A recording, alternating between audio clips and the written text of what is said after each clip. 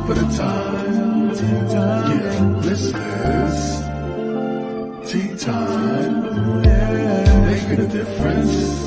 One cup at a time. Tea time. So be sure to grab your tea, grab a seat, and tune in to Miss Liz. Tea time. Making a difference. One cup at a time. Tea time, yeah. Tea time.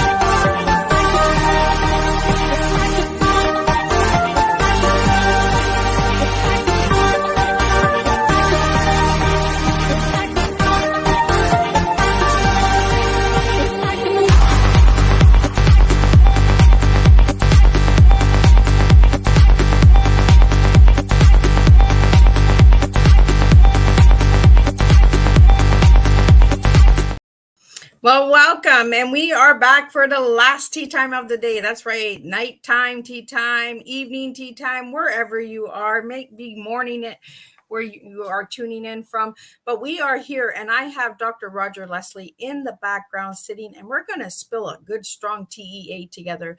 So we're going to jump into the disclaimer, the bios, and all that good stuff. And I want everyone to share this tea time. And if you have any comments or anything, put them in the comment section or directly email or send Miss Liz a message during the live show, and I will get those questions out to Dr. Roger Leslie. And we will have a good, strong tea tonight on July 6th, 2023. Like, who knew, right, that we would make it to July? I didn't. So disclaimer for Miss Liz's live tea time live shows. Miss Liz myself is going live using StreamYard. Before leaving a comment, please grant StreamYard permission to see your name at StreamYard.com. Please be advised that the content brought forward for any tea time show hosted by myself, Miss Liz, is always brought forward in good faith. However, may bring forward dialogues and opinions that are not representative of my platform. The facts and information are perceived to be accurate at the given time of airing.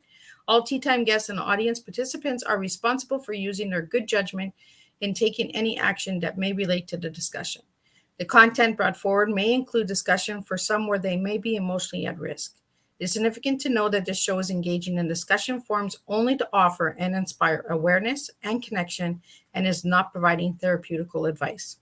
If you have any questions about the disclaimer, you may freely contact me, Miss Liz, at my email at bookingmissliz@gmail.com. Moving forward, should you choose to voluntarily participate in today's show in any aspect, I, Miss Liz, welcomes you. And should you decide that the show is not made for you at this time, I'll respect your wishes and see you at a later show at a later date and time. And again, all tea time shows are hosted on Thursday in 2023, unless it's a rescheduled tea time. Then it'll be a Monday or a Tuesday. So now let me give you a little bit on Dr. Roger Leslie. Who is Dr. Roger Leslie? Wow. This man is a scholar in the field of success in education through major literacy houses, medium and small presses, and his own publishing house. Leslie has published fiction and nonfiction books in multiple genres: historical fiction, inspirational, self-help, spiritual writings, and publishing movie references, teaching and librarianship, biography, history, and memoirs. Leslie has won numerous national awards, including Forwood Book of the Year, the Ben Franklin Award, and Writer's Digest #1 Inspirational Book of the Year. At its inauguration event, Leslie received the Houston Literacy Award for his body of work. And for his full bio, you can check out Miss Liz's Facebook page. Let me get Dr. Leslie in here, and we can have a good cup of strong tea, and I can have a sip of tea. So let me get him in here. Welcome, Dr. Roger. Hi, Liz. How are you? I am good. That's a lot of words there. My tongue is like going crazy today. So, Dr. Roger, uh, let's get into who you were as a little boy and who you are now. And then we're going to get into the stories and into some flying, into some clarity. We're going to get into a lot of things tonight with Dr. Roger.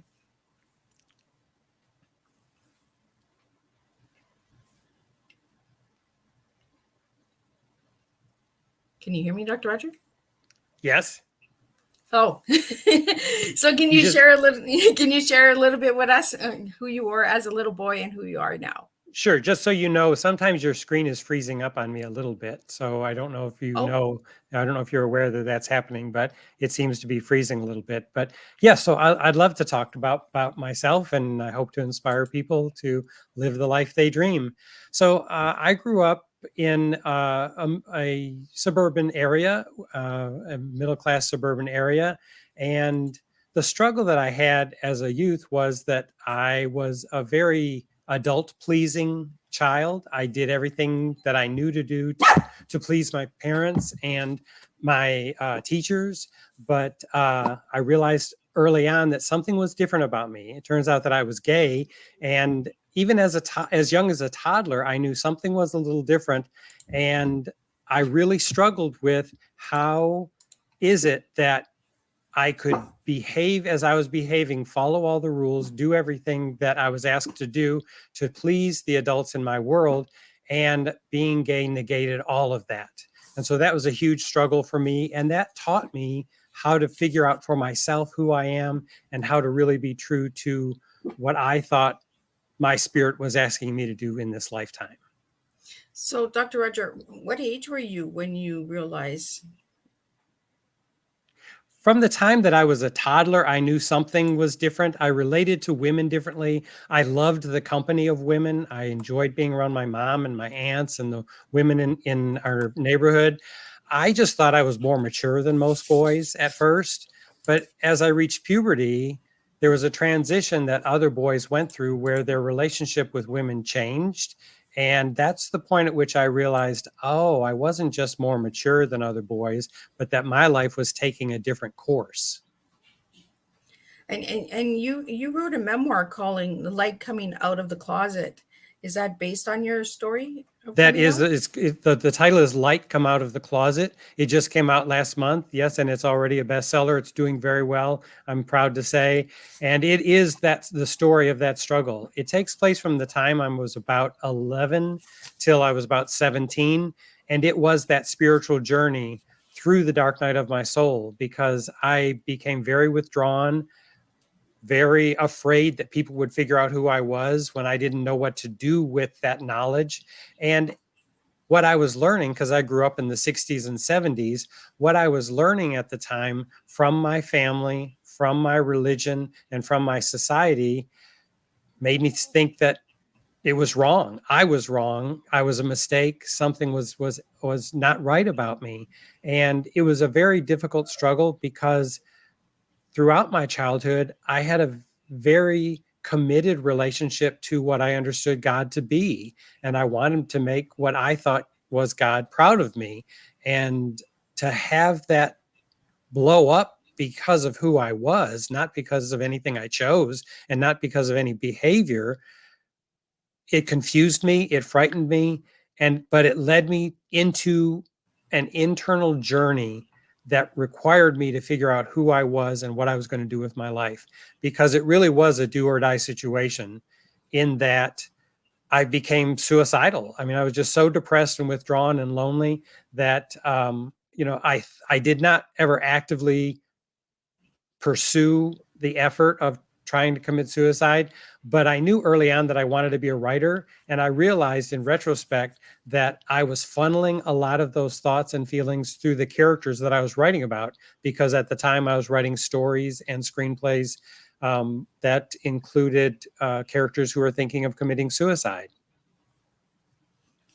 Yeah, I wanted to talk to you about mental health because a lot of friends that I have that have come out and family members who have come out, they struggle with mental health. So is it because of the judgment? Is it because there's so much stigma based on it? I can only speak for myself, but for me, that was it. Because as I describe in the memoir, Light Come Out of the Closet, um, the signals that I was getting from my world was that there was so much judgment around it that if people knew who I was, they would hate me. And this included the people I loved the most, the people I was closest to. And I transferred that awareness into a belief that it would mean God would hate me too. And that was the biggest struggle because in order to live my life, in order to be who I am, in order to have some meaningful content in my life, I really needed to set things right spiritually so that I could feel okay about what my life was all about. Well, and you had a lot of religion around it too when you came out, correct? Yes, yes. I was raised Catholic and I went to a parochial school and I got a fantastic education. I really admire mostly nuns. I was taught by mostly nuns, but the women who taught me throughout my grade school and early high school years, I had a wonderful education that I'll always be grateful for. But in that very small enclave of that slice of the world, there wasn't much diversity. So I didn't have exposure to different ideas, different ethnicities, different concepts. So it wasn't until, and I really think it was moving from Michigan to Texas with my family when I was 14 that saved my life because I had handled things so poorly in my freshman year in high school because all I did was withdraw and hide and didn't make connections because I was afraid people were going to figure me out. That when my dad told us we were moving to Texas, I know many teenagers at that age would be devastated by the fact that they've got to leave their life and start over again. But for me, it was a chance to start anew. It was just like, wow, I handled things so badly. I can now move to Texas and do things differently. And when we came to Texas, I went to a public school, which was diverse. It was much larger than the Catholic high school I went to in Michigan. And there was ethnic diversity and cultural diversity, and it just opened the world to me in ways that I'm so grateful because it was a whole different kind of education that helped make me who I am today. Well, and that's the first time I hear that the public school was full of diversity. I went to a public school growing up in Canada here, and I never looked at it that way. But now, when I look back, now that you say that, I'm just like, yeah, they were pretty diverse. There was a lot of different backgrounds and ethnic, cultures that were accepted in the public school.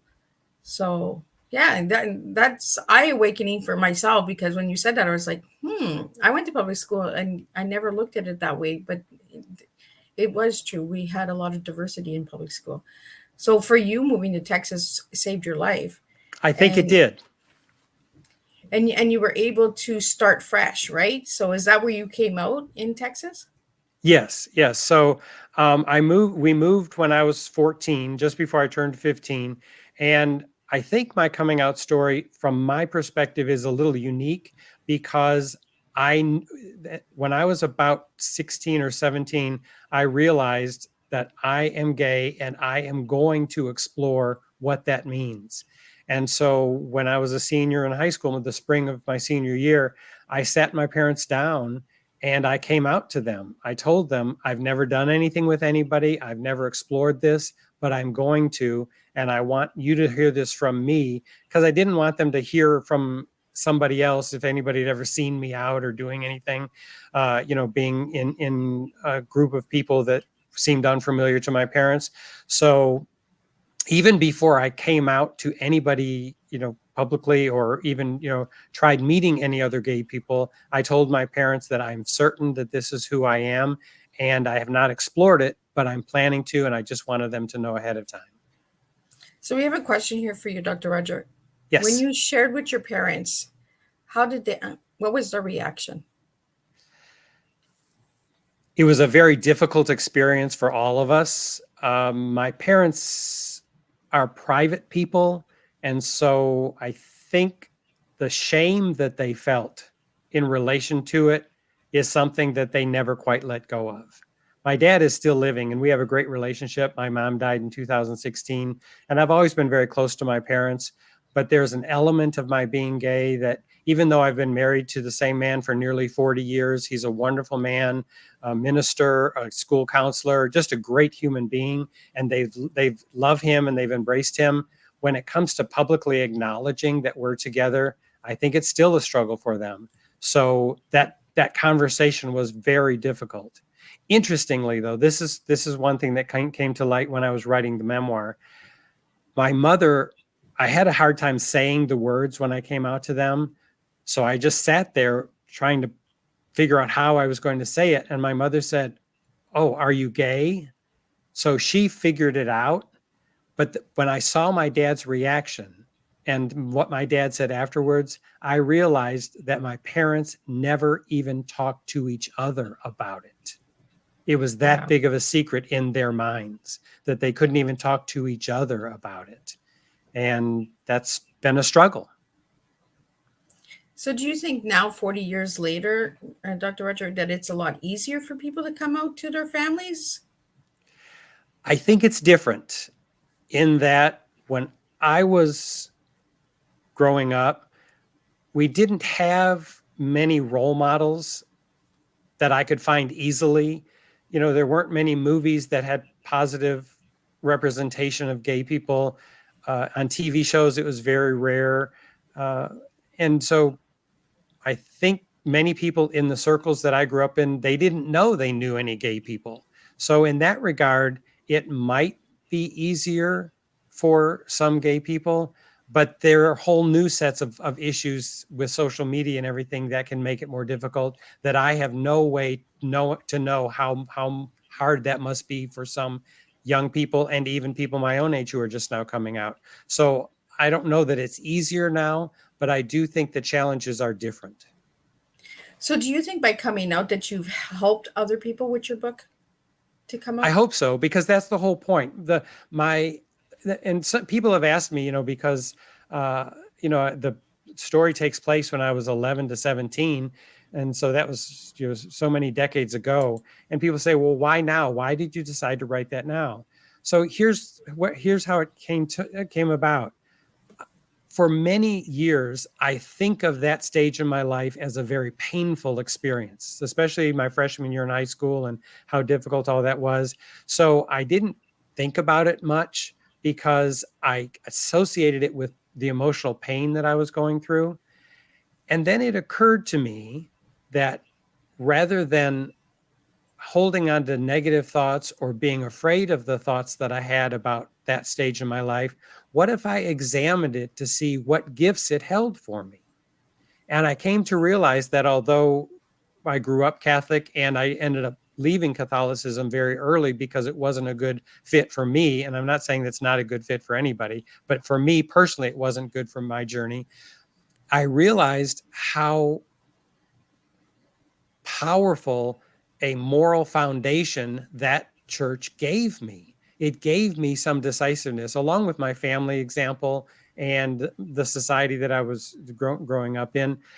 That religion really gave me a sense of discipline and expectation of how I can succeed and what I should be doing with my life that I owe a lot to. So rather than dismissing it as, oh, that was not a good fit for me, that wasn't good for me, I came to realize through the writing of this book what a blessing it was that I had that background, because it gave me some skills that I might not have gotten otherwise to help me through this journey. Yeah, I was just about to ask you, do you look on religion as as a punishment, or can you still go to church? Actually, yes, I've been very active in churches my whole life. As I mentioned previously, my husband is a minister.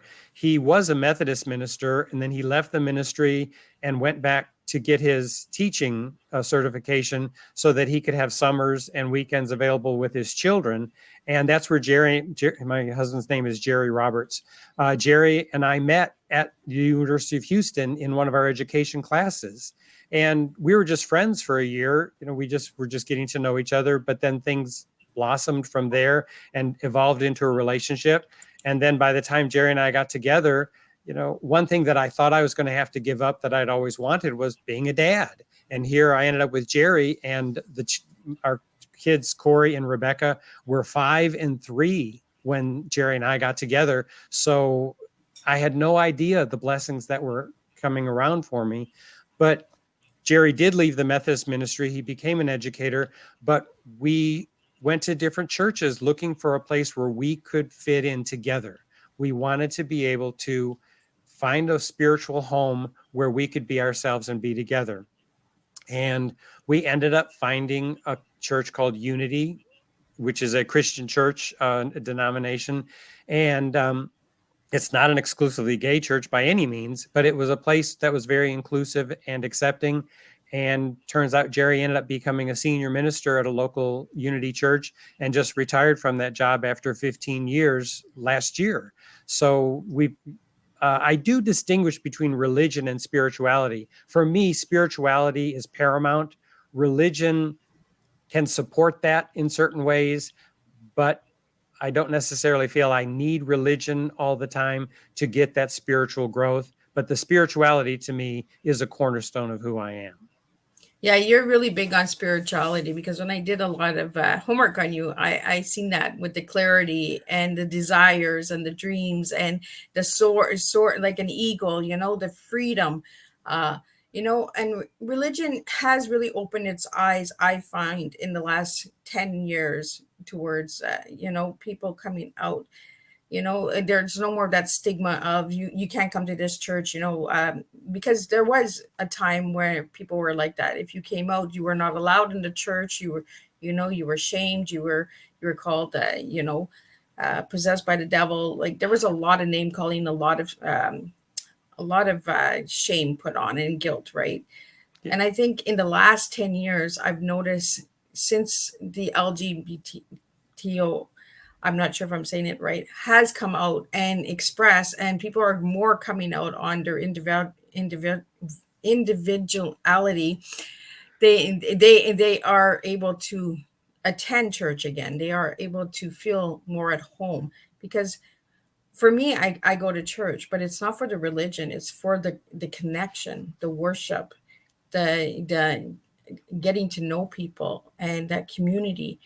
For you, Dr. Roger, what is it when you go to church? Is it the worship? Is it the connection? Is it the, joining together? Like, It is the sense of community more than anything for me. We've made some wonderful friends over the years through the churches that Jerry has served and the churches that we've been involved with. So yes, I mean, I do find that my spirituality is spiked while I am at church. There are times that I get creative ideas for my writing just during a church meditation or during a song or something, or even during the message. And so I always have a little notepad with me, because if I get an inspiration of some kind for one of my spiritual books, I'll write it down in the instant. So I do think there is an element of that. I do think that going to church does feed that spiritual hunger in me. But like you, I do like the sense of community. I like to find people that I have something in common with, and it's usually a positive, supportive environment, which I think is important. well, and it's a way of connecting with the community as well, because you can make the friendships, and, outside of the church. You don't have to go to church just to see these people. You can actually have a relationship with them outside of the church. Yes. So, Dr. Roger, what chapter of Light Coming Out of the Closet was the hardest for you to write?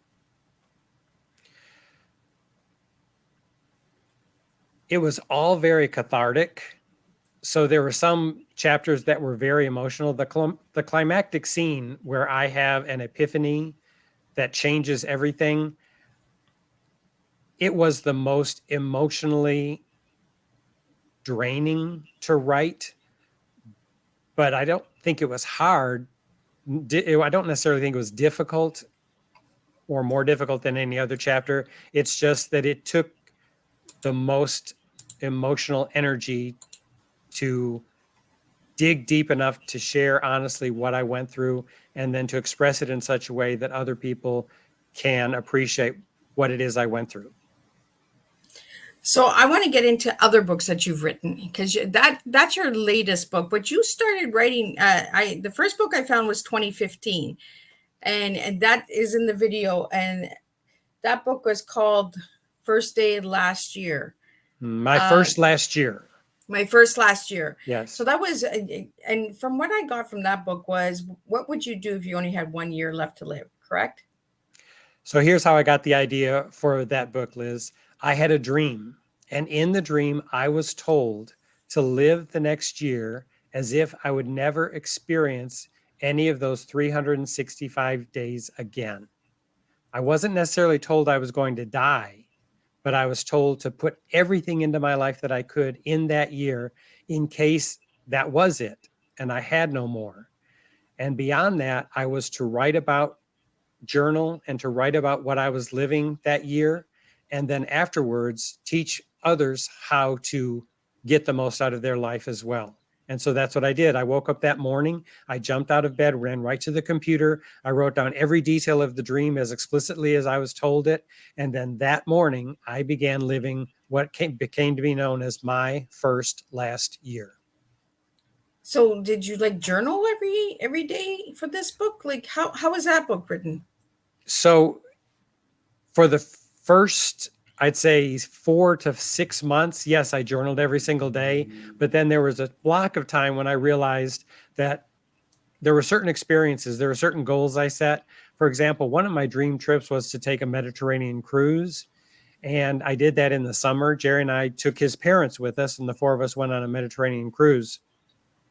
And rather than journal about that every single day, I thought, well, if something really significant happens, I'll jot it down, I'll write about it. But in general, I didn't feel like I needed to write every single day, because over those first few months, I realized that there were some concepts that were becoming repetitive that I would want to modify a little bit. So most days I did journal, but there are chunks of time where I encapsulate what I learned so that it doesn't become cumbersome to readers. And that one came out in 2015. So if anybody would like to grab a copy of that book, they can get that on Amazon as well. I want to talk about the fly. I found this fly on your website, and then I was like, oh, so that's where the soar, a dream to soar. And I was like, that's where the eagle comes in. That's where he's flying. So I want to talk a little bit about the fly, because you have fly right, fly Earhart, fly Army Strong, and then shepherd your flight. I want to talk about that, because that's kind of like a teaching or workshop, correct? Yes, it's a personal growth workshop. So I want to talk a little bit about that. So here's how it came about. So very often I was journaling about my first last year longhand. Like when I was not home, I would have a tablet with me and I would just write. And I kept writing first last year, when I was in the course of writing something longhand, and writing the words first last year became kind of cumbersome. So as I was writing it longhand, I decided just to abbreviate it, and first last year became FLY, fly. And I thought, oh my gosh, there's my metaphor. I've got it. And that's how fly came about. And so when I decided to create the classes based on that experience to help other people get the most out of their life, I thought, I've got the perfect metaphor. I'm going to help people to fly. I love it, because you get the metaphor. You get it. and I think that's where you understood the T. When I came to you with the T, you understood it, how the T came. It's the metaphor of our purpose in life, the passion in our life. And sometimes, it's the little words that get us all the time. So I want to get to know, what is Dr. Rogers' T? So if I give you the word TEA, what words do you have for me? For the first word, I think thorough. It's important. If you want to live the life you dream, you've got to be thorough. And by that, I mean, you've got to dig deep into your life and who you are and figure that out for yourself. There are people who can be role models. They can inspire you. They can empower you. And they can be models for who or what you might become. But mostly, you just need to live your life thoroughly and just plow through and continue forward on a specific journey until you get the insights that you need or you arrive where you want to arrive. So for the T, I would say definitely be thorough. So what you got for the E and the A? For E, stay engaged. And that was one of the biggest lessons I learned from living my first last year. I've always been very goal oriented. I was a school teacher for many years, and I taught senior English, high school English. And I realized early on that students didn't necessarily have the same passion for reading and writing that I did, but I also realized they didn't need to. But because I taught seniors, I realized this was the last opportunity they would have in a free education setting to be given the tools to be successful no matter what they pursued. And so what I began doing early on is teaching students how to set goals, how to follow through, how to learn from the advances you make and the setbacks that you encounter. So as I was living my first last year, I realized that it was about much more than being goal oriented. It wasn't about just achieving so much and doing so much and living fast and getting it all done and completing everything. It was more about being engaged, being present, looking at people when you talk to them, listening completely when you're with somebody to try to hear not only what the words they're saying mean, but what is the message? What is their perspective on the world that's revealed through those words? And that's where I believe we become most alive, is when we're present. You know, it isn't the number of minutes we're living, it's how minutely we pay attention to those minutes that we have. And so living my first last year helped teach me to be engaged, to stay really present and focused and in the moment, because we're always aware that this may be the last moment I have like this. You know, I've had so many experiences with people where the last time they saw somebody was the last time they saw them. And I think about that often. I have several older relatives. You know, I visit my dad regularly. He just turned 92. I have several relatives in their 90s. When I visit them, it's easy for me to think, wow, this may be the last time I see them, especially, you know, if I'm visiting them out of town and I only see them once a year. But I've had other experiences where there were people my age or younger who, you know, they're just gone. And as importantly, I've also known people who have become ill and are just not physically able to do what they wanted to do.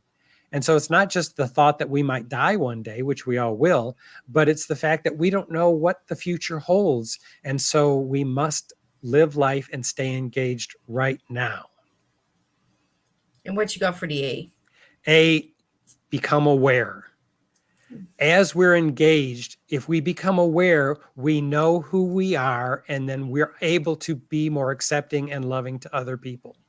I think that's the whole quest that we're all on in this life, is to figure out who we really are and why we're here. And if we can figure that out and have a good relationship with ourselves, then I think our tendency is to learn how to love other people instead of judging other people or feeling a sense of competitiveness or judgment against others. Instead, everybody around us is a mirror of what's going on inside of us. Everybody around us has something to teach us.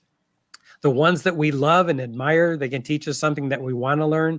There are others that challenge us, that they may be teaching us in a way that we're not comfortable learning, but they are teaching us something as well.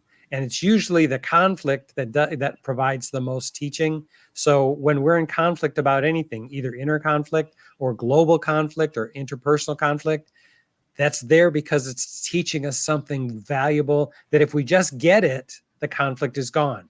If we become aware enough to figure it out and see what's going on in us, then the conflict is gone. We reach a new plateau in our spiritual evolution, and it's time to move forward in our journey. And all my guests today have shown me the perspective of being aware of who we truly are. You know, have that courage to say, "This is who I am." You know, look in the mirror. This is who I am. You know, look in the mirror. This is who you are. And I think being transparent and being open and honest with ourselves, we actually do soar like eagles, like we do fly, we do grow, you know, and we do transform lives that way. And the tea that's the first time I've gotten that tea. So I'm like, that's a really strong tea. Roger. Like I think you came prepared to serve a strong tea tonight. So for anybody that's out there that's listening or that will watch the replay later, by writing your memoir, what was the message that you wanted to put out there? For Light Come Out of the Closet or for My First Last Year? Because they're both memoirs. For both of them. We'll go with the light coming out of the closet first, and then we'll jump to the other one. So for Light Come Out of the Closet, one of my purposes was to help other gay people realize that they didn't necessarily need to throw out their spirituality and their religion in order to be happy and fulfilled. I think from my experience, it's been a common practice of many gay people because they've been so hurt by people in religions that it's just easy to think, oh, well, this is just not a good fit for me. I hope one of the outcomes of Light Come Out of the Closet is it invites people, not just gay people, but all people, to explore their own spiritual path and to come to terms with their path is unique to them. And if you can just embrace who you are and the path that you've chosen, you will gain so much more and you will live so much more fulfilled than you would if you keep thinking, oh, there must be more, or I must be on the wrong track, or this isn't for me, or, I don't count because I'm too this, I'm too that, I'm too tall, I'm too short, I'm too fat, I'm too gay, to whatever stereotype we might throw in there, but instead just to say, this is who I am, and explore that possibility and allow ourselves to embrace the spiritual side that is the abstract teacher that gives us the insights that can make all the difference in our world. Any other book? And for My First Last Year, my purpose was I want people to live fully aware and conscious and engaged and in love with life right now. My mission in life is to inspire people to live the life they dream and to empower them with the courage to follow their own spiritual path. And I hope both of those books do that, but in a more direct way, that was the purpose of My First Last Year. And I feel as though that dream was given to me as one of the most profound gifts I've ever received, because it just told me what to do. It said, live this way for a year, write about it, and then teach others to do it. There couldn't have been a more direct and profound lesson I could have ever received than to be told that directly in a dream. It wasn't even an abstract dream where I had to figure out the symbolism. It was just the spiritual message spelled out for me. So when you're also a keynote speaker, Dr. Rogers. So when you go and you present and do a presentation, what are you speaking on? I speak on a variety of topics, as you mentioned in my introduction. So I write movie reference books. I'm a huge movie fan, and I have it's funny. I memorize lots and lots of facts about movies and award-winning performances and everything. There have been two extremes. There are some people who have called me, my mind is a compendium of knowledge of the film industry. On the other extreme, some people said I have all this useless trivia stuck in my head and I will talk about the subject ad nauseum. So one of my keynote speaking themes is I can relate a movie award presentation to any topic. So I've spoken to like the people in the oil industry. I talk about movies like Giant and There Will Be Blood and movies that relate somehow to their industry. I've talked to people in the health professions where I talk about award-winning movies that deal with doctors and nurses and hospitals. I've talked to garden clubs, just a little bit of everything. So those are the really fun, lighthearted keynote speeches that I'm often asked to do. I do a lot of writing conferences because I am an author, a writing coach, an editor, and a publisher. I publish other people's books. So I ask to speak at a lot of writing conferences. So some of the keynotes are about writing and publishing. And then thanks to my work with Fly and the work that I've done with teenagers over the years, because one of my books is called Success Expressed for Teens, I speak to a lot of groups, sometimes adults, sometimes educators, and sometimes the students themselves about setting goals, living the life you dream, being a good leader. I speak at colleges and junior colleges to their leadership groups and how to be good leaders and how to really get the most out of life. So it's a variety of different topics that I'm a keynote speaker for, just depending on what part of my biography people want to capitalize on. Yeah, because you have an incredible bio. Like Thank you've you. done a lot. I want to talk a little bit. If you notice in the video, I created your own Ben Franklin Award, and I tried to find Ben Franklin, and I found him on dollar signs. And I was like, you know what? He has his Ben Franklin Award. I want to talk to him about it a little bit. So, what is a Ben Franklin Award? So it is a national award that's given in several different categories. I won a silver Ben Franklin Award in 2004 for Success Express for Teens. And that was the book that is the activity book to help teenagers learn how to set goals, figure out their priorities, discover what their values are so that their actions match their goals in life. So the Ben Franklin Award is a national award given in New York City. So my publisher flew us up to the award ceremony. We didn't know at the time whether I was going to win any of the awards, but I did end up winning the silver Ben Franklin Award. And I also received a Forward Magazine award for that same book. Oh, well, congratulations. Thank you. There's so many different awards out there, that I'm learning from all of my guests. And I'm like, wow, really? And I really wanted to honor you with that award. And that's why I worked really hard. I found the award image, and then I was like, I got to find a Ben Franklin picture. So if anybody knows who Ben Franklin is, he's on the dollar sign. So, so you've also won the Reader's Digest first #1 inspirational book of the year. Do you want to tell us a little bit about that one? Here's the message that I'd like to give with that answer. Always follow through on your intuition. It's never too late for anything good to happen to you. So here's what was happening.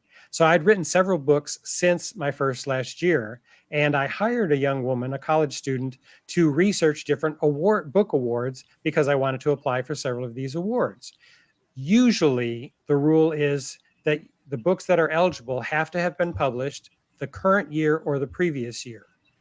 So she did this beautiful spreadsheet for me, this Excel spreadsheet, giving me all these different awards that I got to look up and figure out which my books could, of those current books that I could apply for some of those awards. There was one that was from Writer's Digest, and Writer's Digest is a very prestigious organization. When I was in my 20s, I belonged to the Writer's Digest book club, and I was getting a new book of the month, about writing. They were giving all these different, providing all these different books about writing and everything. So in the description of that award, it says, we accept any manuscript that's been published within the last 5 years. Well, I looked at the publication date of my first last year, and it had been 4.5 years since it had been published. So I thought, wow, this is my last opportunity. Let me just, throw caution to the wind and let's just try. What could it hurt? There's an entry fee with all these awards, of course. So it cost me an entry fee, and it took me the time to fill out the paperwork and send it in. I sent it in, not knowing what was going to happen. And lo and behold, a few months later, they sent me notification that it was voted the #1 inspirational book of the year, which is one of the biggest honors I've ever received for any of my books.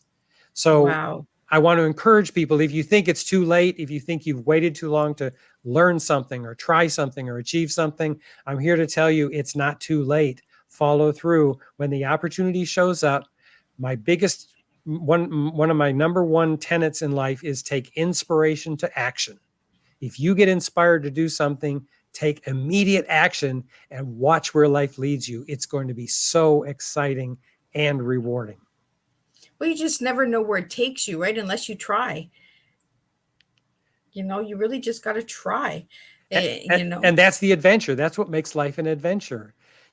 And we all have insecurities. We all have fears. There's always that sense of, well, I'm not enough in some way, or I don't know if I have the courage to do that. But the minute you start exercising your courage, emotional exercising is just like physical exercising. If you don't do it much, when you first get to it, it's a little bit painful and a little bit overwhelming and you're sore afterwards.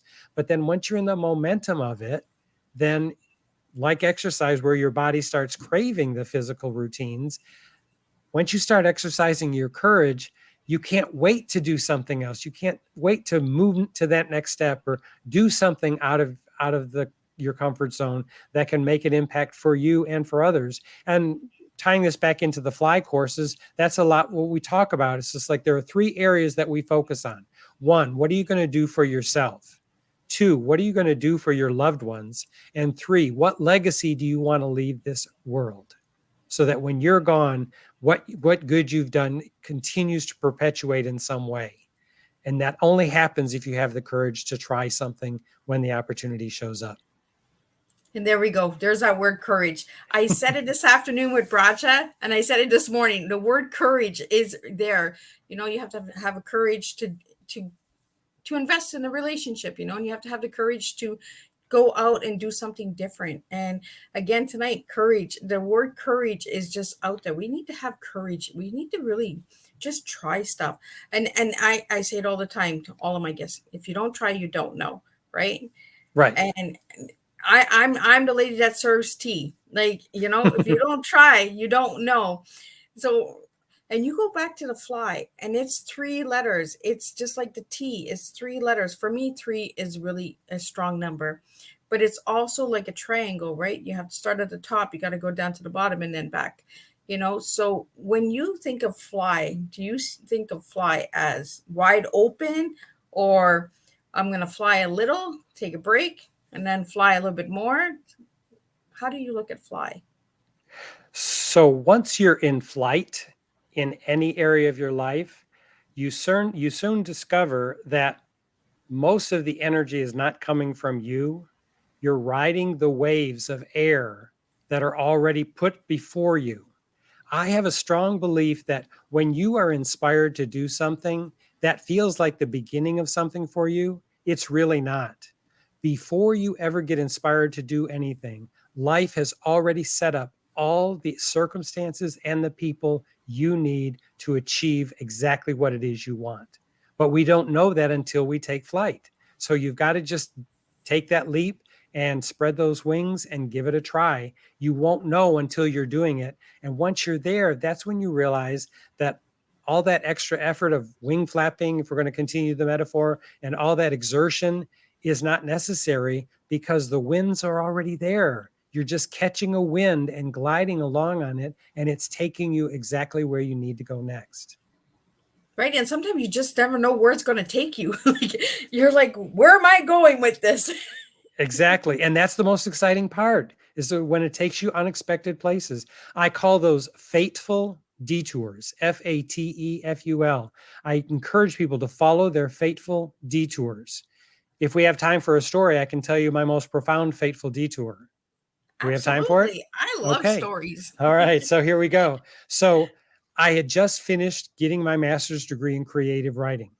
And because I had been going to school, I wasn't able to work on my own books. I was in a creative writing program, so I was doing a lot of writing. But when I finished that creative writing program, I decided, okay, no more school. I'm going to be done with school. Now I want to write and send my stuff out for publication. That very time, you talk about, things of 3 coming together at the same time.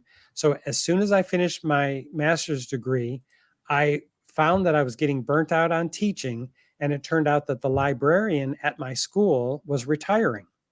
So the principal offered me the job of librarian, but in order to take the job, I needed to go back to school. And so I told him I would think about it. And he said, you already have your master's degree, don't you? And I said, well, yes, I just got the degree. He said, I think I can put you on an emergency certification and you could take the job immediately. You just need to get the extra hours within the next 18 months. So I said, well, let me think about it. So I went home and I had a good talk with God. And I said, God, you're not listening. I don't want to go back to school. I want to stay home and write and send out for publication.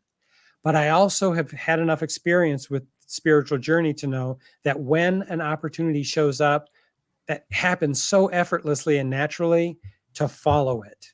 And so I decided, okay, if the principal determines that I can have the job immediately and he offers it to me when I see him the next day, I don't understand, but I'm going to take it.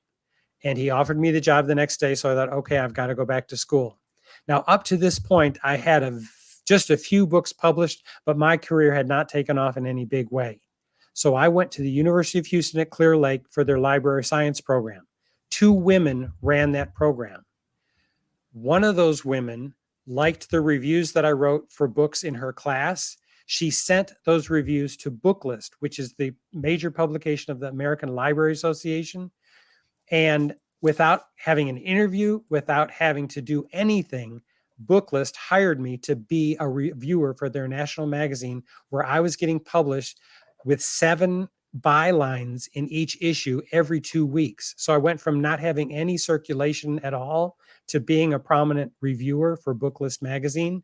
The other woman who ran that library science program had written a book on library programming that had gone out of print. The publisher asked her to write another one. She said, I would only do it if I could write it with somebody else. She asked me if I would write it with her. We sat down to work on that book. We immediately discovered her background was in elementary librarianship. Mine was in secondary. We discovered we didn't have 1 book in us. We had 3 books. Within 6 months of going back to school, which I didn't want to do, I was getting published bi-weekly in one of the most prestigious magazines in the country, and I had a 3-book contract from one of the biggest publishers in the country. Wow. That's a fateful detour. Wow. And sometimes you just got to go back to school, right? Well, and it turned out I ended up going back for my PhD later anyway. So never say never. Right? Oh, my dad used to tell me that all the time. Don't ever say never. And I'd be like, I'm never getting this and I'm never doing that. And he's like, you're going to see that never's going to hit you. And it's going to, you're going to be surprised where that never takes you. But, we don't know unless we try. And unless we fly, we really have to just open those wings and just go for it. That's an amazing story. Like, I never even heard of Booklist, but I'm going to be looking up Booklist because that's what I mean. We learn so much by having open conversations with different people. We find out about different awards, different programs, different services, because sometimes we don't know where to find it. We don't know how to find it. And that's why I have my guests on Teatime, so they can tell me all this good stuff, all these goodies. So you can go and check them out as well if you're tuning in. And if you're watching a replay, be sure to check out all of these incredible things that Dr. Roger Leslie shares tonight. So I want to get in. We have a couple minutes left. We're almost at the hour here. I want to get into, I asked you one word to describe yourself, and you gave me the word positive. Why that word? I have a rule that I can only say positive, encouraging things, period. Now, admittedly, sometimes I fall short. There are sometimes that I just, I don't really reach that landmark all the time, but that's my objective. So I live in a no complaint zone. It's just like, if something is not working in my life, I think Spirit is trying to show me something, is trying to teach me something. So instead of judging it, if I'll just pay attention and learn, I'll grow as a result. So rather than resisting or fighting the lesson, learn the lesson and I'll move on. So the word positive, I believe, is a good descriptor for me, just because that's my objective. I want to be positive all the time. And then I asked you what your favorite color was, and you gave me green. Why green? Yes. I don't even see green on you tonight. They're actually, oh no, I don't have any green on me. Well, for one thing I learned, usually I have a green screen behind me, and I learned not to wear green, because if you wear it, at least in my experience, the 1 or 2 times I wore a green shirt and had a green screen behind me, I disappeared. So, but I love the color green because it's just so earthy and so constant, with all the colors of flowers that are available. They're gorgeous and vibrant, and I love them, but they're often temporary. The one color that stays constant in nature is green. The earthiness, the stability, the dependability, and those are qualities that I hope I embody as well. So for that reason, I chose green, and I chose that when I was a very little boy. When I was younger, I liked spring green. I like a very bright yellowish green. As I've gotten older, I've leaned more toward an emerald green. I like a darker, richer green now. But yes, green is still my color. So I wore the right kind of green. I got emerald green on. Perfect. But that's the first time I hear somebody say spring green. Usually it is that dark green or the yellowish green, but that spring green, I like that spring green. I can see that for you. So Dr. Roger, any final words you'd like to share with everybody out there, and what message would you like to leave everybody tonight with? So the final thought that I'd like to share relates back to the idea of courage. We really need to live with courage and to move forward.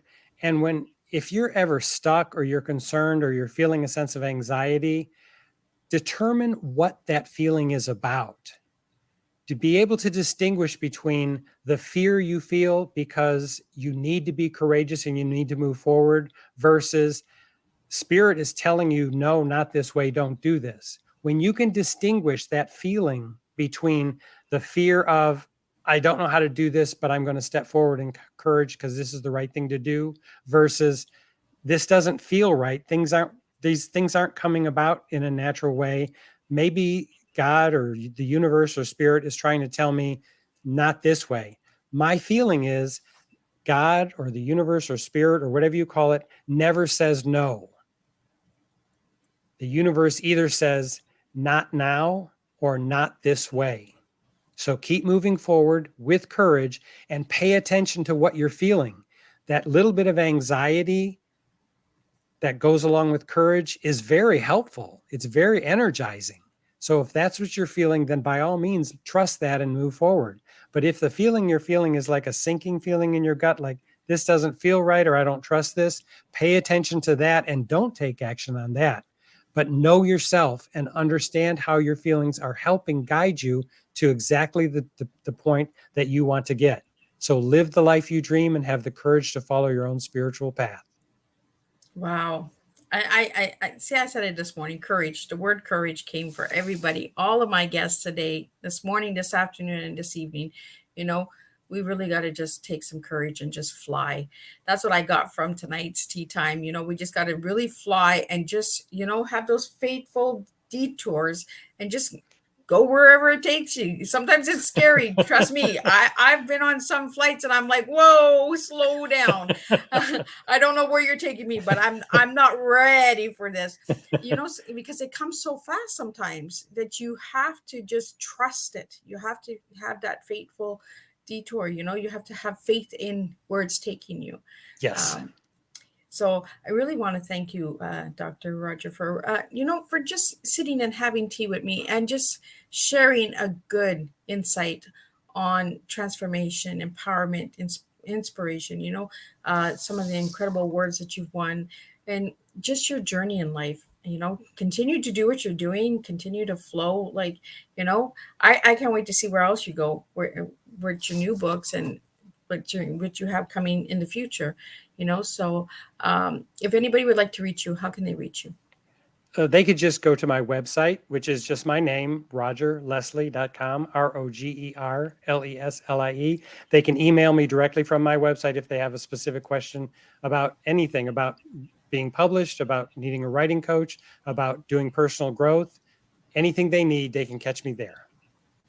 And if anybody would like to get your books, where can they get those? They're available everywhere, Barnes & Noble, online through Amazon. If they go to my website, there's a books tab in my website, and that'll take you to the direct links to all the different places that sell my books. And the Fly program, how can they get into that? They can learn more about it on my website. There's a Fly tab there, and I give them intermittently. I'm following Spirit. Right now, I'm not offering any. The last ones I offered, the last sessions ended in January, and I'm not sure when the next ones are coming up, but I'm following Spirit's guidance to tell me when to offer them again. So just keep an eye on my website. And if they sign up for my email list, then I'll give them updates so they'll get more information when I'm offering the courses again. Awesome. And I want to thank you again. It was a pleasure sitting and having tea with you. Even with technology, with us all choppy, our voices still came through, the message still came through, and we still served a good, strong cup of tea together. I want to thank Mickey Mickelson from Creative Edge for giving me Dr. Roger Leslie. Check out Creative Edge. They have incredible, incredible client list there as well. And if you'd like to have Dr. Roger Leslie on your podcast, reach out to him through his website or through Mickey Mickelson and sign them up, because I'm sure you will enjoy the conversation with Dr. Roger Leslie. And I will see everybody next week on the 13th with 3 new teas and 3 new guests. So until then, I will see everybody 10 a.m., 3 p.m., and 7 p.m. on July 13th. And I wish you all a good evening and keep serving your tea.